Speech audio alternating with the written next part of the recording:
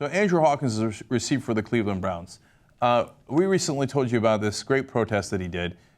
Look, it's very simple. It's not like it was this over-the-top action or anything. He just wore a shirt on game day that said justice for Tamir Rice and John Crawford. And in the back said the real battle for Ohio. Now, remember, it's the Cleveland versus Cincinnati, and that's what they normally call the game. And he's right. I mean, that's really, for the people of Ohio, what's at stake here, not a football game. Of course, the Cleveland cops were outraged. They demanded an apology, which is so comical. But what a lot of people haven't given you is what Andrew Hawkins actually said in the locker room. Now, these were not scripted words. His PR agent didn't write it. He just said this completely off the cuff. Now, we're going to show you some of it, and then I'm going to read you the rest because I think it's so powerful. My mom has taught me my entire life to respect law enforcement.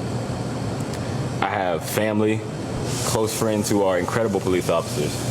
And I tell them all the time how they are much braver than me for it. Unfortunately, my mom also taught me that just as there are good police officers, there are some not so good police officers that would assume the worst of me without knowing anything about me for reasons I can't control. To me, justice means that the innocent should be found innocent. It means that those who do wrong should get their due punishment. Ultimately, it means fair treatment. So a call for justice shouldn't offend or disrespect anybody. A call for justice shouldn't warrant an apology. Apparently, this is outrageous, according to the Cleveland cops. How dare you? Remember, they shot Tamir Rice within 2 seconds of seeing him. He was 12 years old, had a toy gun, not a real gun. They never gave him a chance to put down his toy gun. They just killed him. But apparently calling for justice on that is outrageous. But let me give you more of what Andrew Hawkins said. He said, look, being a police officer takes bravery. He said, and I understand that they're put in difficult positions and have to make those snap decisions. As a football player, I know a little bit about snap decisions, obviously on an extremely lesser and non-comparative scale, because when a police officer makes a snap decision, it's literally a matter of life and death. That's a hard situation to be in. But if the wrong decision is made based on preconceived notions or the wrong motives, I believe there should be consequence.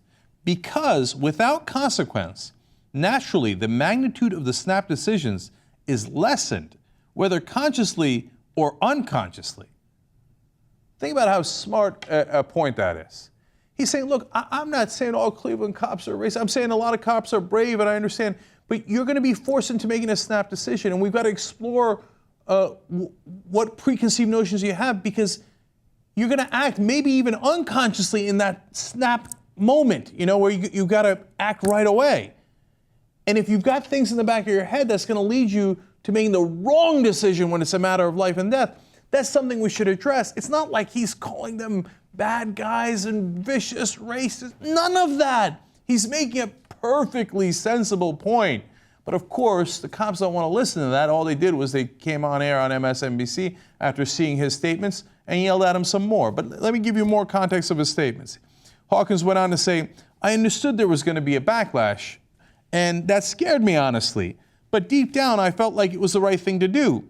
If I was to run away from what I felt in my soul was the right thing to do, that would make me a coward, and I can't live with that. God wouldn't be able to put me where I am today, as far as I've come in life, if I was a coward. Then he went on to say, as you well know, and it's well documented, I have a 2-year-old little boy. That same 2-year-old little boy that everyone said was cute when I jokingly threw him out of the house earlier this year. It was obviously something he did that caught the attention of the press there. He was kidding around with his kid. That little boy is my entire world. And the number one reason for me wearing the t-shirt was a thought of what happened to Tamir Rice happening to my little Austin scares the living hell out of me. And my heart was broken for the parents of Tamir and John Crawford, knowing they had to live that nightmare of a reality. I ask this question every time. You have kids? You have kids? I mean, even if you don't have kids, come on, it's fairly easy to understand. If you, like him, you got a 2-year-old, and you're worried that one day he's going to be a 12-year-old, and one day he's going to be playing on a playground, and one day is going to make a snap decision about him, and they're not even going to give him a chance, and it's going to last 2 seconds. Wouldn't you be concerned? Wouldn't you look out for justice?